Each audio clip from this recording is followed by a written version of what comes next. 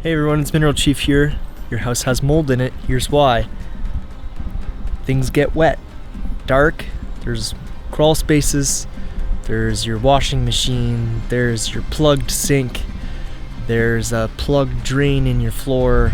Hey, it's Mineral Chief, and I'm hoping to shine a light on the essentials today to help us reprioritize our value system so that the meaningless and trivial things of life fade away. I hope that this can help us live fresh and that any pathology gripping our lives would be put into instant remission.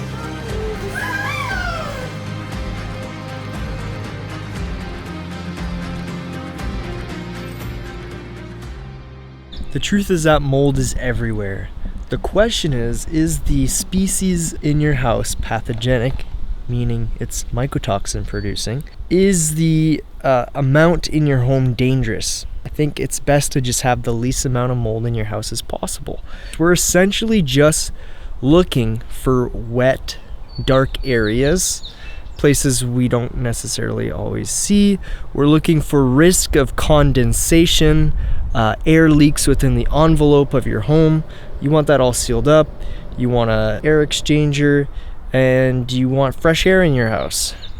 But you also want everything to be well insulated, and your windows to be, spray foamed and caulked, and you don't want air passing in areas it shouldn't, because this can cause condensation. So, we even have our home appliances, and I have my washing machine open right now, and you can see these washer door boots can get moldy on the seal, and they can start leaking, and that can cause mold in other areas. Tinier over here, and you can see the coin collector down here has got some mold in it that I'm going to pressure wash as well.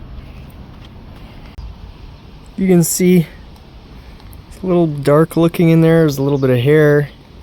That's the actual coin collector itself. And so we always have to be conscious of and regularly maintaining these areas in our home. Mold is ubiquitous, and I believe it's a root cause in health pathologies.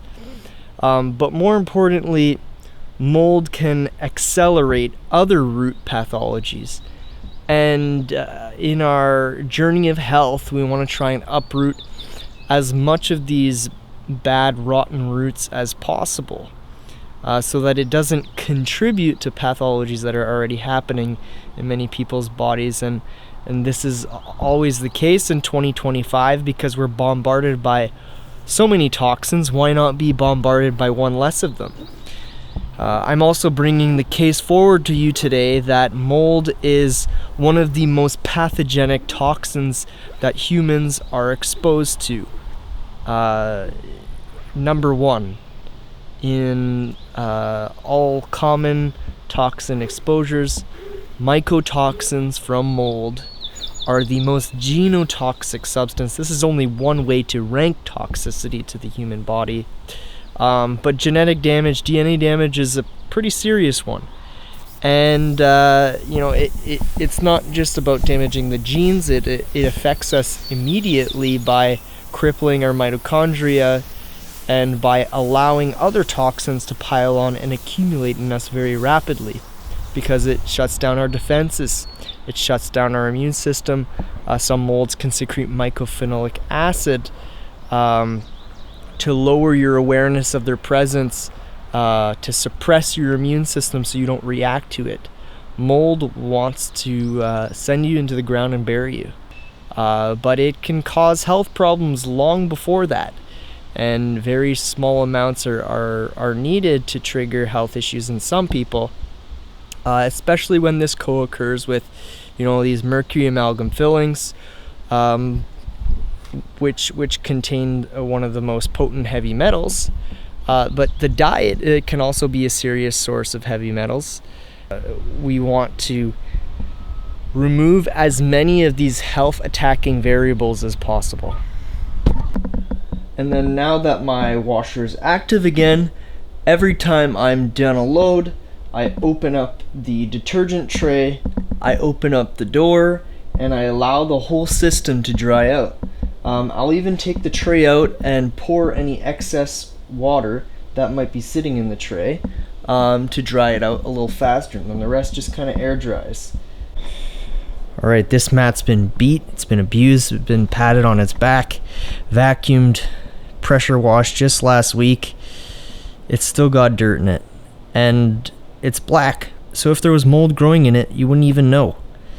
I think it's better to just get natural rubber, pressure wash it every week, and then you know, it's done. And then I flipped it over, and I patted it on its back, and a bunch more dirt came out. I got my shop vac.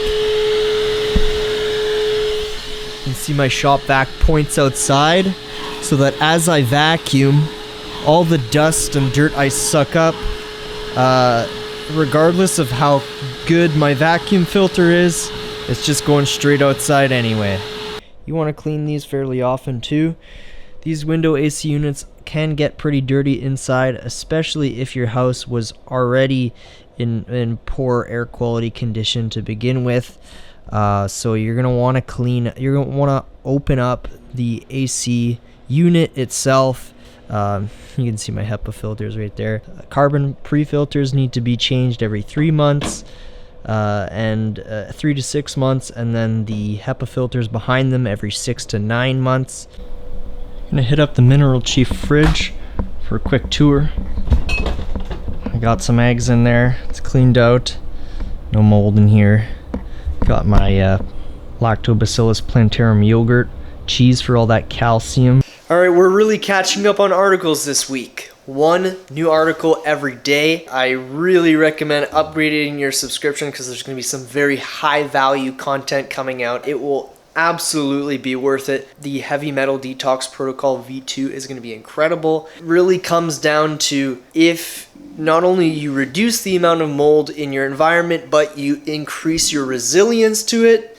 Your immune system is no longer suppressed by heavy metals. Oh, now we can go after co-infections and parasites that we got while we were encountering the mold that destroyed our health. But, these things, they never act alone. That's why they call them co-infections, opportunistic infections. And the reason why we have all of these very complex diseases is because we have complex environmental toxin exposures and highly complicated lifestyles and complicated diets. And so this makes for a complicated life, and we need to get back to the essentials, back to living the simple life. This will make it so that we don't always have to manage our health, but that our health helps us manage our life.